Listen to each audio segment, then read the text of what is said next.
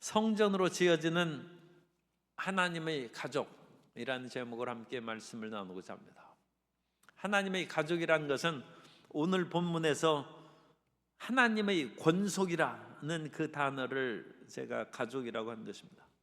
이 권속은 옛날 용어가 돼가지고 잘 쓰지 않는데 가족이라는 뜻이고, 또 옛날에는 자기 아내를 권속이라고 그렇게 얘기하기도 했습니다. 그래서 하나님의 가족이 다른 말로 하면 교회입니다. 그리고 성당입니다. 하나님의 성전이 살아있는 유기체로서 주님 나라의 가족 구성원이고 집인 것입니다. 스페인의 수도가 마드리드인데, 마드리드보다 더 세계 사람들에게 잘 알려진 도시가 바르셀로나입니다. 이 바르셀로나는 유명한 안토니 가우디가 쓴 그 설계하고 짓기를 시작한 사그라다 파밀리아라는 성당이 있습니다. 사그라다 파밀리아라는 것은 성가족, 가족 성당이라는 뜻입니다. 그래서 예수님의 가족, 또 예수님을 믿는 사람들의 가족뿐만 아니라 하나님의 권속들, 또 우리 예수 믿는 사람들이 모든 지체가 모인 성당이라는 것입니다.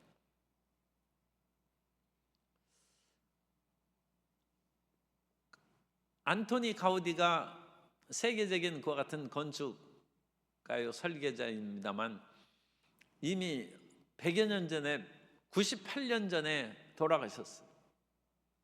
그래서 2026년이 그가 돌아가신 지 100년 되는 해입니다. 2026년. 그래서 2026년에 이 사그라다 파밀리아라는 성가족 성당을 완공할 목표로 지금 짓고 있는데, 이 성전이 142년 동안에 지금 지어지고 있어요. 스페인이 참 대단한 나라입니다. 스페인의 무적 함대에 대해서 성도 여러분들이 들어보셨을 것입니다.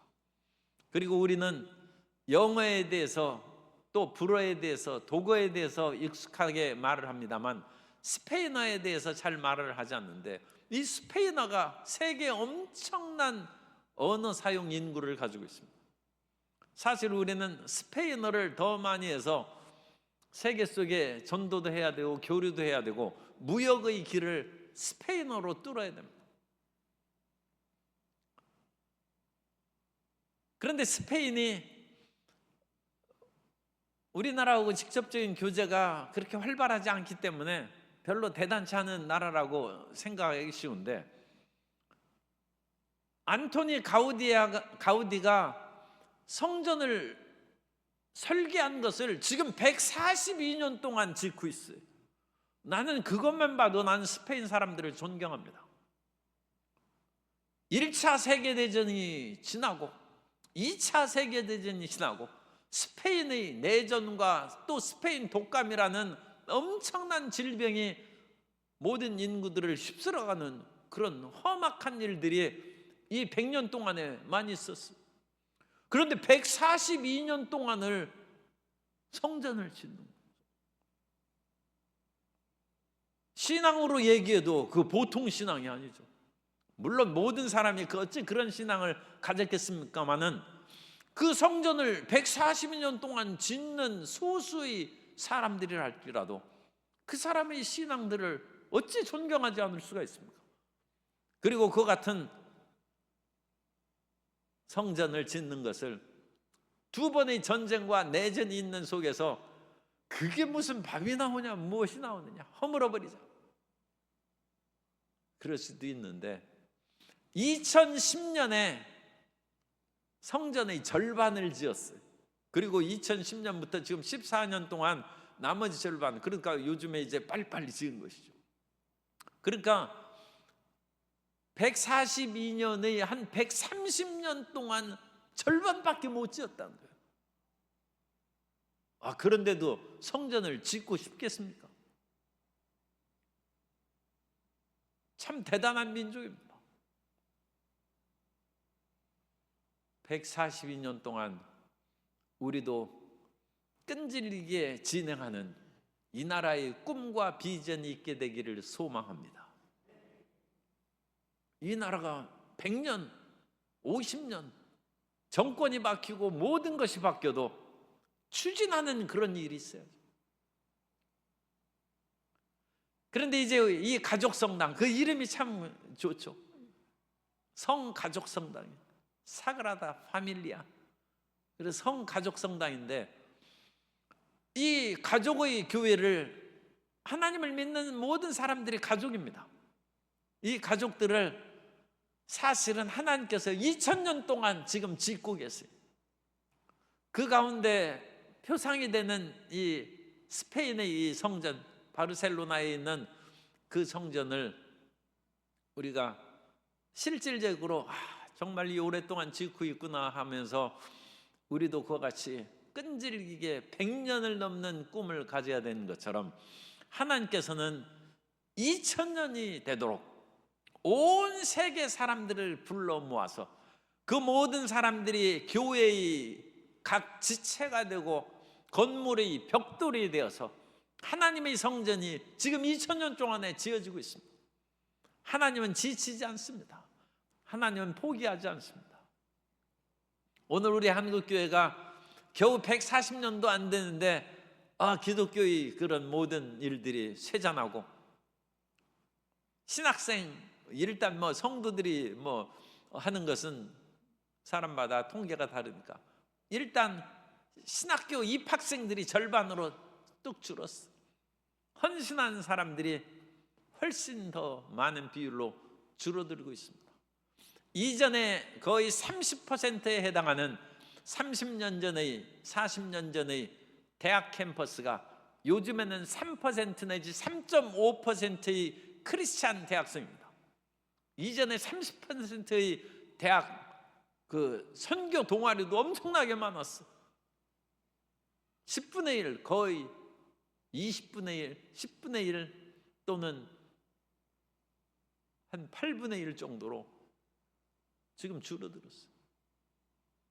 그러나 우리는 희망의 끈을 놓지 말아야 됩니다. 아니, 성전도 142년 동안 스페인 사람 만나면 상냥하게 인사하고 악수하시기 바랍니다. 그 사람들은 140년 동안 성전을 짓는 민족입니다. 훌륭한 민족입니다. 그런데 하나님께서 지금 성가족교회를 짓고 있어요. 그래서 오늘 말씀은 이 가족교회를 짓는 말씀입니다. 17절부터 20절까지 그와 같이 제목은 19절에 있는 하나님의 권속, 하나님의 가족입니다. 그 가족은 22절 끝에 있는 그리스도 예수 안에서 함께 지어져 가느니라. 하나님의 가족이 지금 계속 늘어나고 있어요. 그리고 그 가족이 늘어나고 늘어날수록 교회가 점점 건물이 올라가는 것입니다. 건물이 올라가서 건물이 이제 완성될 날을 우리가 기다리고 있습니다. 그런데 2000년이 지나도록 아직 안 지어졌어요. 그런데 스페인의 한 나라에서도 가우디라는 건축 설계가가 지은 성전도 142년 동안 지금 지어가고 2026년에 완공된다니까, 2026년 완공되면 성도 여러분 한번 가서 보시기 바랍니다. 저도 가볼까 하는데 갈 수 있을런지는 몰라도 그래도 한번 가볼 생각을 하고 있어요. 그래서 성도 여러분들도 이 바르셀로나에 있는 사그라다 파밀리아 성전도 보시고, 또 그런 탁월한 그와 같은 건축물이나 아름다운 그런 것, 또 더 나아가서 거기에선 그 순례길도 있고, 그러니까 그런 데도 한번 살펴보는 것이 의미가 있지 않을까 생각합니다. 그런데 예수 그리스도께서 이 하나님의 가족 교회를 짓는데 한 지역에서 유대인들만, 이스라엘 사람들만을 가지고 성전을 짓지 않습니다. 하나님께서 처음 성전을 솔로몬에게 지을 때는 이스라엘 민족을 위해서 지었어요. 그런데 그것은 모형이요 그림자입니다. 하나님께서 어찌 이스라엘 사람들만의 하나님이시겠습니까? 하나님은 이스라엘뿐만 아니라 이방인, 더 나아가서 온 세계 사람들의 하나님이시고, 하나님은 건물 안에 거하시는 것은 솔로몬 성전의 그와 같은 예표요 그림자일 뿐이고, 진정 하나님께서 거하시는 곳은 우리 안에 거하시는 것입니다. 따라서 성령님께서 내 안에 거하십니다. 우리가 하나님의 성전입니다. 우리가 하나님의 성전인 것입니다. 그래서 우리 한 사람 한 사람들이 모여서 하나님의 거대한 하나님 가족 성전을 짓는 것입니다. 가우디가 사그라다 패밀리아를 이런 의미로 지었는지 그것도 한번 물어봤으면 하는 생각이 듭니다만, 어쨌든 우연의 일치로 이름이 같아가지고 오늘 자꾸 가우디 그 같은 성전 이름을 얘기하는 것입니다. 하나님은 이 하나님의 가족 교회를 짓는 거예요. 이 교회는 우주적인 교회입니다. 우리가 신앙 고백할 때마다 하는 거룩한 공교회입니다. 이 거룩한 그 모든 지역 교회를 초월하는 보편적 교회, 유니버설 처치 또는 카톨릭 처치라고 얘기하는 보편적 이상적인 교회를 하나님께서 짓고 계십니다. 그래서 이 보편적인 교회는 이스라엘, 가까운 데 있는 이스라엘만 위해서 짓는 것이 아니라 먼 데 있는 사람, 아주 먼 데 있는 사람, 소위 말해서 극동지방 먼 데 있는 한국 사람이 참여하지 않으면 하나님의 교회가 안 되는 거예요. 하나님의 교회 건설을 위해서 이제 한국도 참여했어요. 그리고 아직도 그리스도의 복음이 전파되지 않는 그곳이 땅끝입니다. 그 땅끝에 있는 먼 데 사람을 다 불러서 하나님의 교회를 주님께서 지으시고, 그래서 이 그리스도 예수의 복음이 모든 사람들에게 전파된 후에 세상의 종말이, 세상의 끝이 온다는 것입니다. 그래서 예수 그리스도의 복음은 유대인뿐만 아니라 예루살렘과 온 유대와 사마리아와 땅끝까지 이르러 복음이 전파되어야 되는데, 17절의 말씀은 그 복음의 먼 데까지 나아가는 하나님의 역사를 말씀합니다. 또 오셔서, 예수님이 오신 것이죠. 먼 데 있는 너희에게 평안을 전하시고, 이스라엘 사람이 보기에는 튀르키예에 있는 에베소, 거기만 해도 상당히 멀죠. 그리고 거기에서 더 나아가서 더 멀리 로마, 그리고 이제 그 당시 지중해 세계의 끝은 서바나 스페인입니다. 그리고 이번에 어떤 성도님이 그와 같이 스페인을 다녀오셨다고 얘기를 해서 제가 들었습니다만, 거기에서 포르투갈을 가면 거기에 땅끝이 있어요. 땅끝. 그래서 이제 거기에 땅끝이다. 우리 해남에도 땅끝 마을이 있는데 그 땅끝은 이제 남해안 바다로 들어가는 것이고, 포르투갈에 있는 땅끝은 대서양의 세계가 펼쳐지는 거예요. 이제 유럽의 대륙 이베리아 반도가 끝이 나고 대서양의 말할 수 없는 넓은 바다가 시작되는 땅끝이 있어요. 사도 바울 시대에는 거기가 세계의 끝이라고 생각해서 거기까지 내가 복음을 전파해야 될 것이다 하는 비전을 가졌습니다. 그런데 일단은 이 에베소 지역이나 소아시아의 그런 지역도 상당히 먼 데 있는 지역이죠. 그래서 사도 바울은 이스라엘 사람들만이 하나님 성전의 건축 자료 또는 그와 같이 지체가 아니라 먼 데 있는 너희에게도 평안의 복음, 여기 평안이라는 것은 평안의 복음을 말하는 것이죠. 복음을 전하시고, 너희에게 평안의 복음을 전하시고, 가까운 데 있는 자들에게도 평안의 복음을 전하시고, 하나님은 유대인도 복음을 통해서 이방인도 복음을 통하여 다 구원하신 것입니다. 그래서 18절, 이는 그로 말미암아 우리 둘이 얼마나 다정합니까? 이방인과 유대인은 그야말로 상종하기 어렵고, 사마리아 사람들도 그야말로 개 취급을 했는데, 사마리아 사람들보다 더 먼 이방인들 여러분들을 우리 둘이 한 성령 안에서 아버지께 나아감을 얻게 하려 하십니다. 그래서 아버지의 가족이 되는 거예요. 하나님 아버지의 성전이 되는 거예요. 참 이상적인 교회의 모습인데 우리 성도 여러분들도 하나님 아버지 안에서 가족이라는 것을 잊지 않기를 바랍니다. 그래서 이 성도 여러분은 굉장히 가까운 사람들이에요. 예수 믿고 더군다나 우리 광주순복음교회라는 지역 교회 안에서 교회 생활하는 것은 더 가까운 것이죠.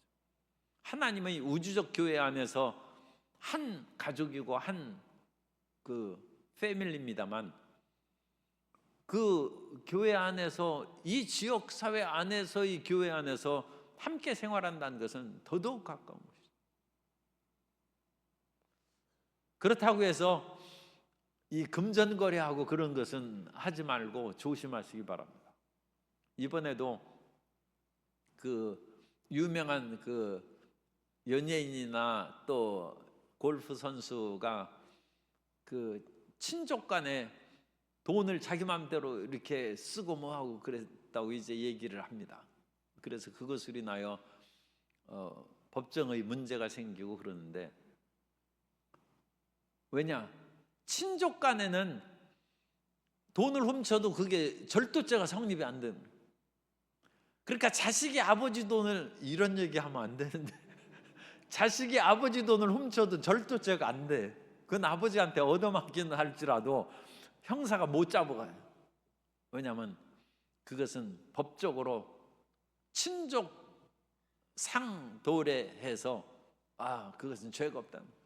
그런데 이번에 뉴스에 나왔어요. 이제는 친족 간에도 정당하지 않은 돈 거래는 죄를 물을 수 있다. 그래가지고 이 친족 간에 가까운 돈 거래에 대해서도 아주 위법적이고 나쁜, 또는 비열하게 그렇게 해가지고 자기의 친족임을 이용해가지고 돈을 빼앗는 그런 것들. 그러니까 좀 안 좋은 예입니다만, 부모님이 늙으시고 치매 걸렸는데 부모 통장을 마음대로 이제 빼면 이제 절도죄가 되는 거예요. 이전에는 어머니 돈을 내가 뺐는데 자식이 죄가 안 돼. 그런데 이제는 심신이 쇠약한 그 어머니 돈을 몰래 뺐다. 그래가지고 다른 형제가 보고 이렇게 해가지고 어머니 노후가 어찌 보장될 수 있겠느냐 하면 그건 절도죄가 돼. 돈 물어내야 돼. 이제 그런 식으로 빨리 국회에서 법을 만들라고 지금 헌법재판소에서 이런 친족 상도례가 우연인 것을 이제 결정했다고 뉴스가 나왔습니다.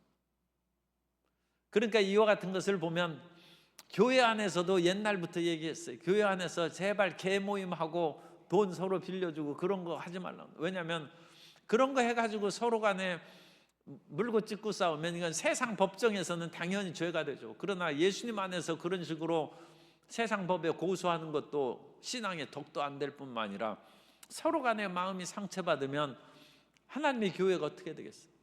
그러니까 그런 거 하지 말라고 했는데, 이제는 그런 것들이 정말 법적으로도 문제될 뿐만 아니라 하나님 나라 건설에 있어서는 굉장히 해로운 것임을 우리가 알아서, 재산 문제에 대해서는 가족끼리도 이제 그것을 함부로 하지 말라, 그렇게 이 나라 법이 지금 만들어지고 있으니까 당연히 영적인 우리 그런 삶에 있어서도 더 거룩하고 더 올바른 그런 물질적인 거래나 관계를 이제 가져야 할 것으로 생각합니다.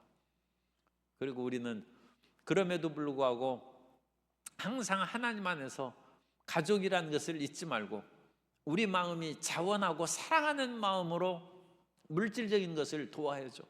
그래서 어떤 상거래의 그런 것이 아니라 정말로 사랑과 긍휼의 마음으로 그 일을 시행하면 하나님의 나라가 더 견고하게 되고 주님께서 기뻐하게 될 줄로 믿습니다. 그래서 우리 둘이, 전혀 관계없는 우리 둘이 성령 안에서, 그래서 이 성령이 굉장히 중요해요. 오늘날 끊임없이 이 어떤 교리적인 것으로 들고 나오면 교회가 갈라집니다. 우리나라에서 지금 이제 세계적인 그 대회인 로잔 대회가 이제 열리고 있는데, 이 로잔 대회가 개최되면서도 이미 교리적인 것이 정통 복음주의에서 어긋난다 해서 그 로잔 대회를 반대하고 거기에 참여하지 않으려는 그런 움직임이 있습니다. 그래서 이 교리 문제를 가지고는 사람들이 합하고 하나가 되기 어려워요. 그리고 우리 순복음교회는 계속 그것으로 인하여 고통을 당하는 것이, 이미 성경에 나오는 은사는 초대교회 시대에 이미 종결됐으니까 더 이상 방언을 말하고 그러지 말라는 것입니다. 그러나 하나님께서 우리에게 방언을 주셔서 순복음교회가 형성됐고 오순절 운동이 온 세계적으로 번성해 나아가는데, 여전히 그와 같이 교리적인 것으로 인하여 방언 문제라든지 그런 것을 폄하하고 나쁘게 하는 사람들이 거의 없어졌지만 그래도 이제 조금 남아있어요.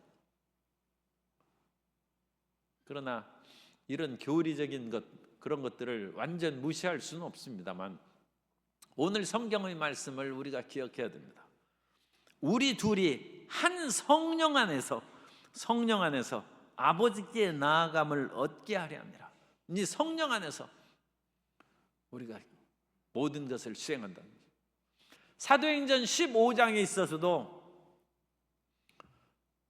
그 구약의 수많은 율법을 예수 믿는 이방인들에게 그것을 지키라고 해야 될지 말아야 될지 초대교회가 굉장히 그것으로 인하여 갈등을 일으켰어요. 그러다가 우리의 조상들과 우리도 능히 지키지 못한 것을 어찌 이방인들에게 그것을 강요해서 이방인이 예수님 믿고 다시 율법주의자적인 생활을 하게 하겠느냐 하면서, 성령과 우리는 그것이 이방인들에게 강요되지 않는 것이 옳다, 그 결정을 보내고, 다만 신앙의 덕을 위해서 음행이나 피를 먹는 것, 한 그런 목매어 죽인 것, 이런 것들을 그런 일상적인 생활 가운데 당연히 지킬 만한 것, 그거 외에는 이방인 크리스찬들에게 율법을 지키라고 우리가 강요하지 않겠다, 그 결정을 내렸습니다.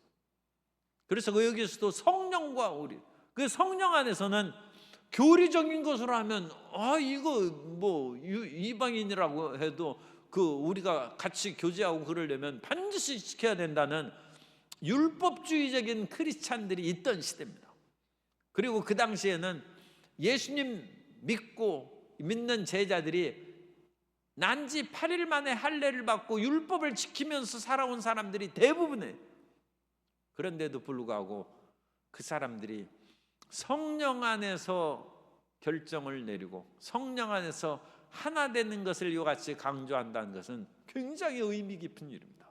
오늘날 2000년이 지났는데도 여전히 이와 같이 율법과 규칙과 여러 가지 교리 형식에 사로잡힌 사람들이 많이 있다는 것은 참, 그것은 시대를 거꾸로 가는 것입니다. 그래서 우리 둘이 한 성령 안에서 아버지께 나아가는, 하나님 아버지께 나아가는 것입니다. 그러므로 19절입니다. 이제부터 너희는 외인도 아니고 나그네도 아니요 오직 성도들과 동일한 시민이요. 여기서 너희는 이방인이죠. 이방인은 이제 외인이 아니라는 거예요. 바깥 사람이 아니에요. 우리는 한 가족이라는 것이, 한 패밀리라는 거예요. 요즘에 패밀리 하면 또 이게 무슨 조폭 패밀리인가 그런데 이 패밀리가 참 좋은 것이죠. 그런데 너무 요즘 재벌이나 그런 것도 패밀리하고 그래서 그런데 우리는 교회 패밀리예요. 교회 패밀리. 세상의 폭력이나 무슨 물질적인 것이나 또 무슨 군벌 같은 군인 패밀리, 또 의료 패밀리, 법조계 패밀리, 그런 패밀리가 아니에요. 우리는 예수 안에서 한 가족이라는, 이 패밀리가 되면 재벌 패밀리가 되면 금방 출세하죠. 젊은 사람이 30세에 그같이 상무되고 전무되고 부사장 되고 회장 되고, 그 패밀리가 아닌 사람은 얼마나 사실 좌절하고 낙심하겠습니까? 그 사람은 바깥 사람이죠. 외인이죠. 그러나 이제 이방인이 하나님의 패밀리에, 하나님의 가족이죠. 하나님의 가족에 들어오면 주님께서 우리를 똑같이 대해서 너희는 외인이 아니요 나그네도 아니요 오직 성도들과 동일한 시민이요 하나님의 가족이라, 권속이라. 하나님의 권속은 오이케이오스라는 그 헬라어를 쓰는데, 이 오이케이오스는 그냥 패밀리, 가족이라는 뜻이에요. 가족. 그래서 아까도 권속에 대해서 잠깐 말씀드렸습니다만, 이 권속이란 말이 이제 고대적인 좀 우리에게 익숙하지 않은 단어니까 그냥 하나님의 가족이라고 그렇게 쉽게 생각하면 됩니다. 오이케이오스라는 그런 단어다. 에베소서 2장 12절, 에베소서 2장 12절에 보면 그때의 너희는 그리스도 밖에 있었고 이스라엘 나라 밖의 사람이라 약속의 언약들에 대하여는 외인이요. 이 어떤 그런 그 재벌이 패밀리에 대해서 온갖 그런 축복과 언약에 대해서는 외인, 바깥 사람이에요. 세상에서 소망이 없고 하나님도 없는 자 있더니 이제는 하나님의 가족이 됨으로 말미암아 그 모든 유산을 상속받을 수 있는 그런 구성원이 되었고 소망이 있는 사람이 되었고, 이제는 특별한 신분을 이제 갖게 되어서 성도들과 동일한 시민이 하늘의 시민이 됐다고 했습니다. 빌립보서 3장 20절, 빌립보서 3장 20절에 보면 그러나 우리의 시민권은 하늘에 있는지라 거기로부터 구원하는 자 곧 주 예수 그리스도를 기다리노니. 그래서 우리는 하늘의 시민, 하늘의. 요즘에도 뭐 미국 시민권 있으면 뭐 그 부끄러워하진 않겠죠. 옛날엔 미국 시민권 하면 그야말로 천국 티켓 얻은 것처럼 의시되고 자랑을 하고 그런 때가 있었어요.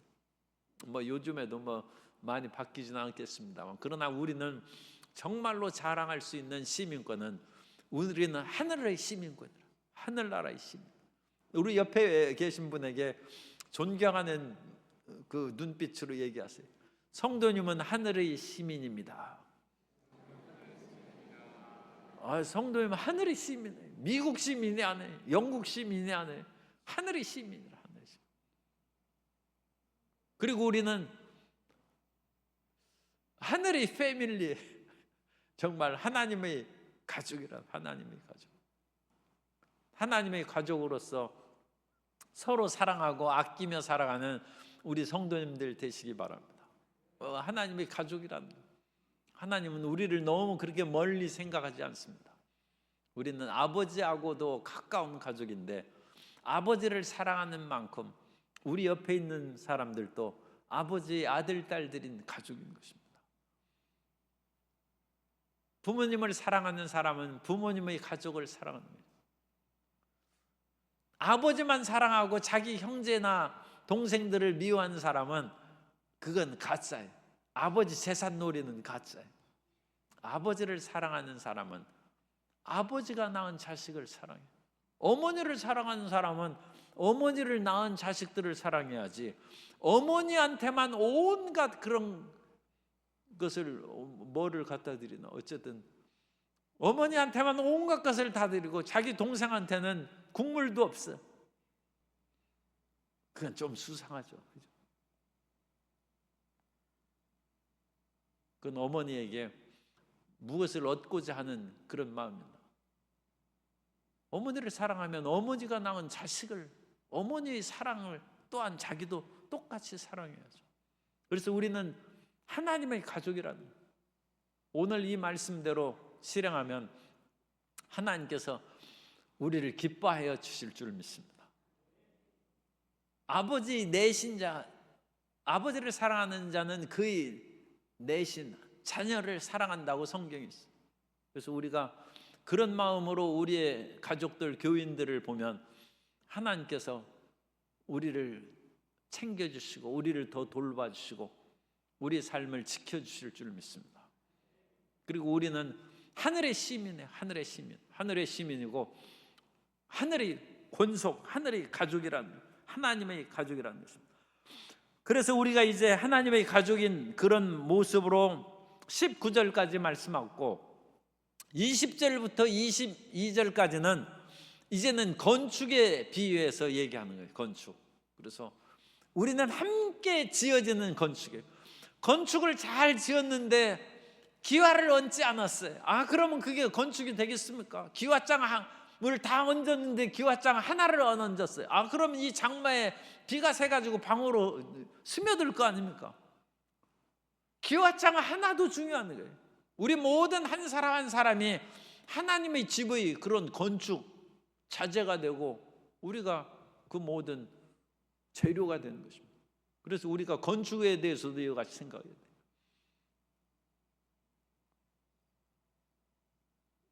유리창이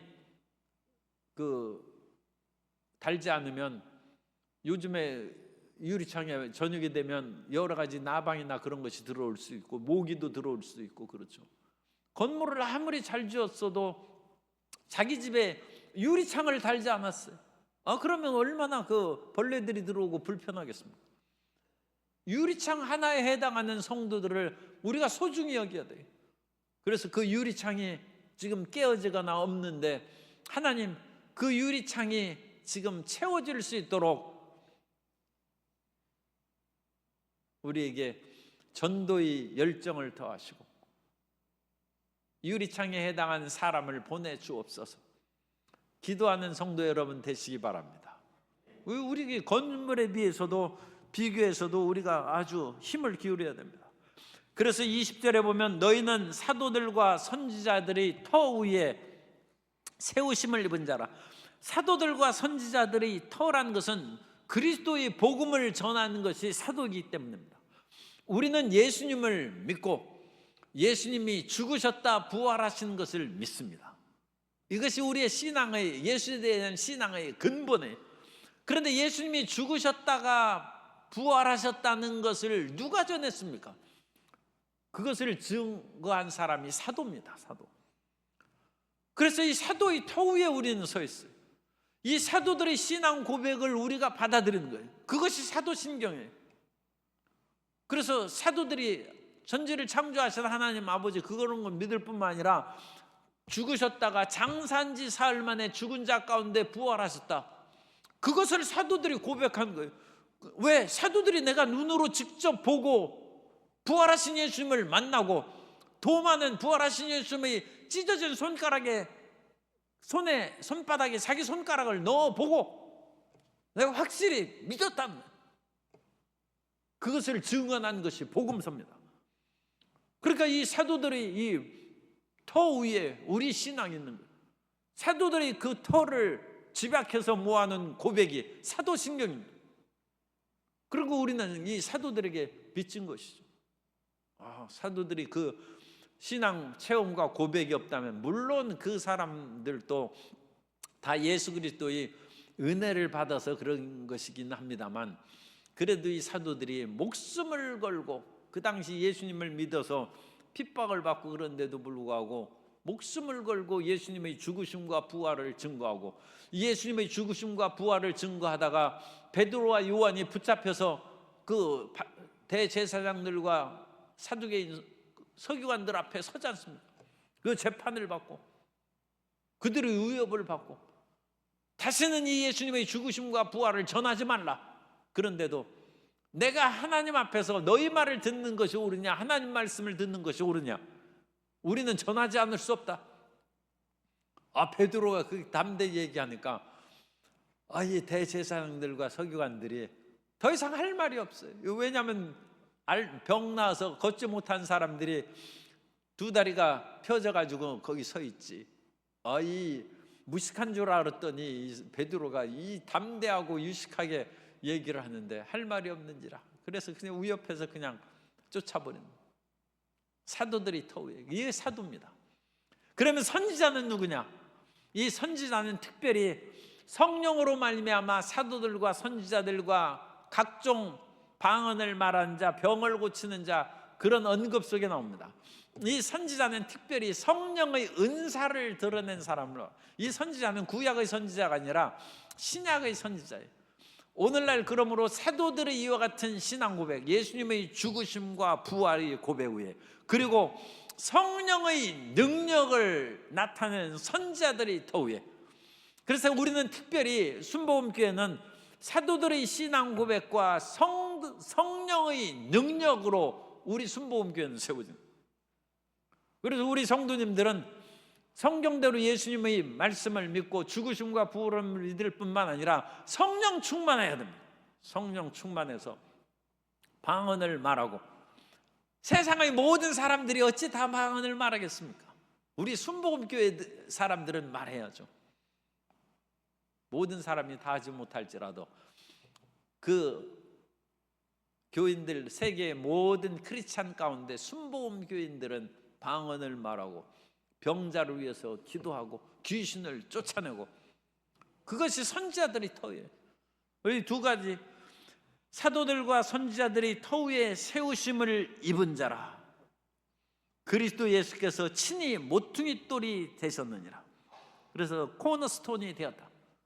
예수님께서 교회의 그런 코너스톤이 되었다. 그런데 이 말씀이 이제 모퉁이 돌에 대해서는 또 얘기하려면 좀 어려운 문제가 있는데, 아크로고니아이오스라는 단어를 씁니다. 아크로고니아이오스, 굉장히 이제 드문 단어인데, 아크로고니아스라는 단어가 모퉁이 돌이라는 단어인데, 이 모퉁이 돌을 우리 현재는 그냥 코너스톤, 이 집의 기초석으로 번역을 했어요. 우리 교회 기초석이 어디 있어요? 여기 계단 올라오다 보면 기초석이 있죠. 그런데 이런 말을 하면, 그 기초석 이렇게 해가지고 뽑으면 건물이 무너지겠어요? 그대로 있겠어요? 별 영향 없죠, 그죠? 아니, 그걸 이제 살짝 그렇게 한다면, 그러니까 이것이 모퉁이 돌의 그런 것으로 모든 건물의 그런 것들을 다 지탱하는 그런 의미로는 이게 약하다는 거예요. 그래서 이 신약학자 예레미야스는 이 모퉁이 돌의 그 헬라 아크로고니아이오스 단어를 맨 꼭대기에 세우는 꼭대기 돌로 번역을 했습니다. 그래서 이 헬라의 그런 의미가 이런 어떤 한쪽에 그렇게 놓여 있는 기초석 그런 것으로 해석할 것이 아니라, 건물을 지었을 때 그 매일 맨 꼭대기에 딱 세움으로써 건물이 완성되는 그런 돌을 의미한다. 그렇게 해석을 했어요. 그런데 그와 같은 해석을 하는 데는 여러 가지 이제 그런 그 성경적인 또는 랍비 문헌의 증거가 있는데, 그 문헌 가운데 한 내용을 제가 읽어드리도록 하겠습니다. 그 문헌 가운데 한 내용이 그 솔로몬에 대한 그와 같은 그 글이 솔로몬 언약이라는 그런 그 문헌에 나오는데, 솔로몬 언약이라는 주후 그 2, 3세기에, 그러니까 상당히 후대에 쓰여진 글이죠. 2, 3세기 글에는 솔로몬 성전의 완성 단계에서 큰 이 모퉁이 돌, 이 아크로고니아이오스, 이것을 지고서 사다리에 올라가 성전 입구의 꼭대기에 그것을 올려놓음으로써 성전이 완성되었다. 그 글이 있어요. 우리 옛말로 하면 활용점정이죠. 모든 것을 다 그렸는데 마지막 눈을 딱 그리는, 그것이 이 의미다. 사그라다 파밀리아의 그 성단에는 18개의 첨탑이 있어요. 옥수수 모양처럼 생긴 그 그림 보셨을 거예요. 그 중에서 8개만 완성되고 아직 10개는 완성이 안 됐습니다.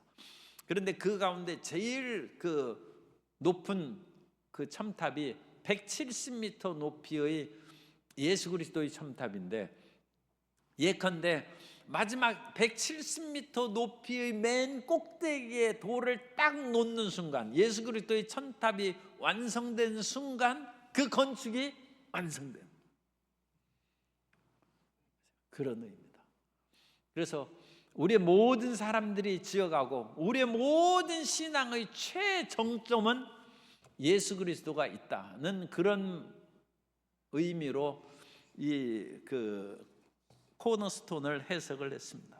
어쨌든 간에 뭐 우리 신앙의 기초가 된다든지 아니면 최정점이 있다든지 어쨌든 예수님 중심으로 교회가 지어진 것이다, 그렇게 일단 생각하시면 문제가 없겠습니다.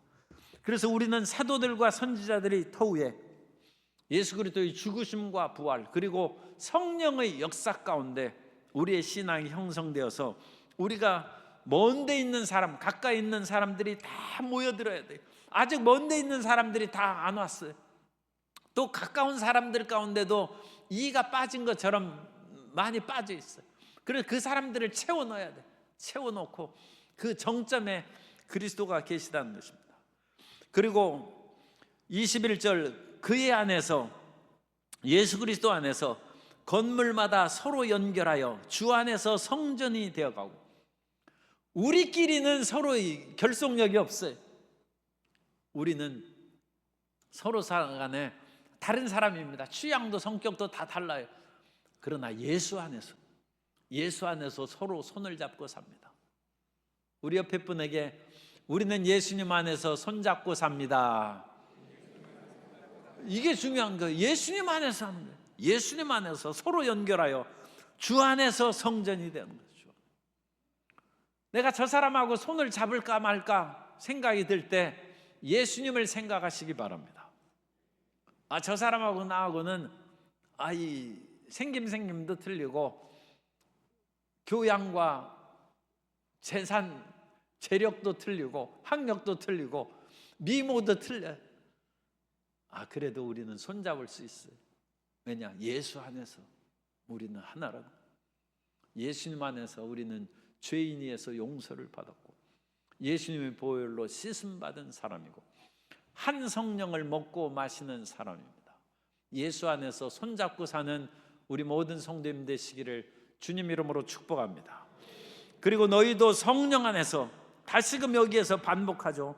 성령 안에서 하나님이 거하실, 그리고 이와 같이 우리가 다 모여가지고 지어지면 그 집에 누가 거하시느냐? 하나님이 거하신다는 거예요.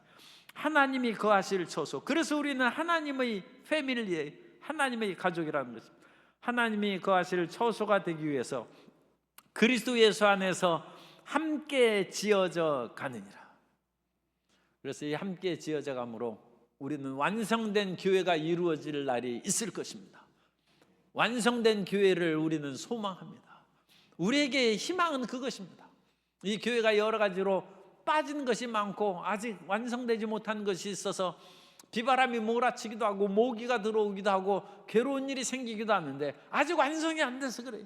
유리창문을 닫고 모든 것을 다 하고 비바람이 들이치지 않도록 기와장을 올리고 모든 것을 완성하면 그 안에서 하나님의 평강과 그리스도 안에서의 화목과 기쁨이 우리 가운데 임하게 될 줄로 믿습니다. 그 아름다운 교회가 보편적인 이상적 교회입니다. 그 이상적인 교회가 이루어질 때까지 이 지역교회, 우리 눈에 보이는 교회로 인하여 실망하지 않고 끈질기게 전도로 하나님의 나라를 지어가는 성도 여러분 되시기를 예수님 이름으로 축원합니다.